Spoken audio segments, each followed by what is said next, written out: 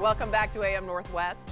If you've ever made questionable judgments you can't explain, or maybe you've lost faith in other people's ability to reason, our first guest wrote a book to help make sense of it all, or at least have fun trying. We welcome back the author of The Age of Magical Overthinking, Amanda Montell. Good to have you back again. Thanks This is so interesting. Let's get right into it. The Age of Magical Overthinking. What is magical overthinking? Yeah, well, magical thinking all on its own is an age-old psychological human quirk. It's our tendency to think that our thoughts and feelings can affect external events. And this is something we've always engaged in order to cope with tragedy or to reclaim agency when life feels unpredictable. And that's normal and very human. Is that like when you think, well, if I just thought more positively, I would feel better, or I would heal this leg that hurts? Absolutely. Yeah. Or when something happens like a death of a loved one, we tend to notice patterns and project meaning onto those patterns as a way to cope. And that's natural and healthy and human.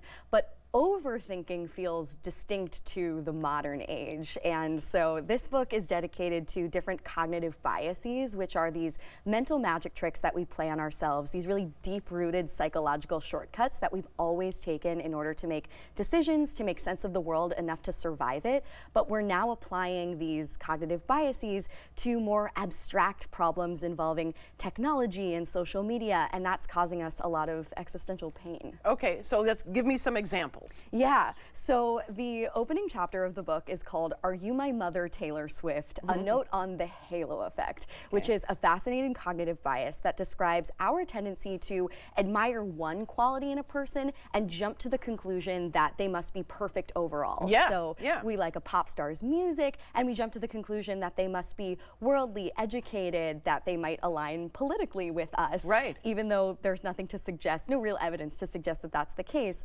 And the halo effect stems from, a really useful history back, in human history when we lived in small groups. We used to say, notice someone with big muscles or intact teeth and jump to the conclusion that they were a skilled hunter or a skilled fighter, and thus that would be a good person to align with for survival purposes. Right. But we're now projecting the halo effect onto these modern parasocial relationships involving celebrities, and that's responsible for so many of the really intense cycles of celebrity worship and dethronement that we're seeing in society. First we put them on a pedestal and then we take them down. Totally. Right? Yeah, because we're expecting things from them that we so badly want to be true because of the halo effect. We're looking for role models for evolutionary purposes, but of course the relationship is parasocial, so those conflicts can't really be mended. Yeah, and I know when you mentioned Taylor Swift, it also happens with so many others too. People feel like, oh, we've got to think the same, and then you find out not so much. Exactly. During the time when we were dealing with the vaccine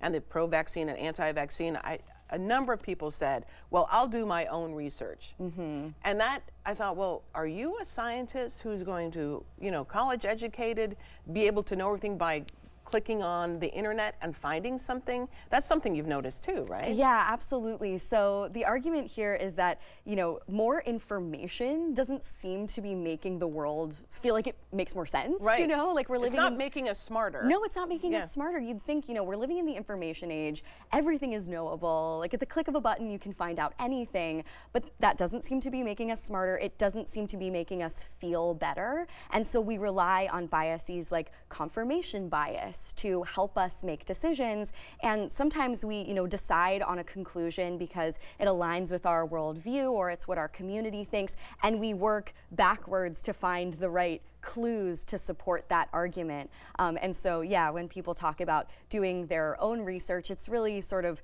cherry-picking data to support what they already think, they already feel. Powered by confirmation bias. Right. Have you noticed more in this age of just getting online and finding somebody who believes the way you do, that there are more cults growing? Ooh, yeah, well, my last book was about cults, but from Scientology to Soul Cycle, so this wide spectrum of groups.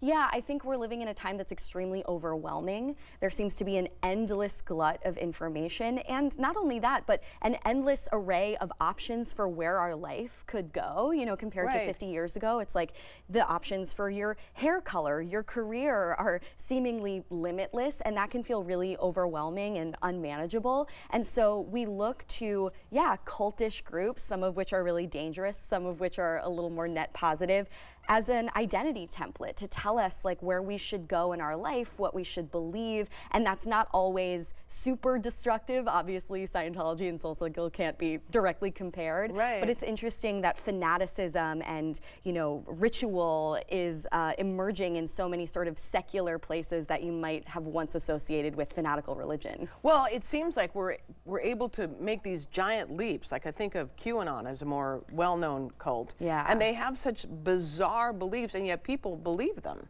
Yeah, I mean, the world feels extremely unmanageable a lot of the time. Like we were saying, more information doesn't help the world make more sense. And we have lots of people out there who are very lonely despite all the accessibility to other people online. That's right. Yeah, I really think magical overthinking is the result of a combination of our innate superstitions and mysticisms as human beings sort of colliding with information overload, mass loneliness, and this pressure to know everything under the sun. It's just combined explosively like Mentos and Diet Coke. Yeah, there you go. And proportionality bias, what is that? Ooh, that's a really interesting one that I address in the second chapter of the book.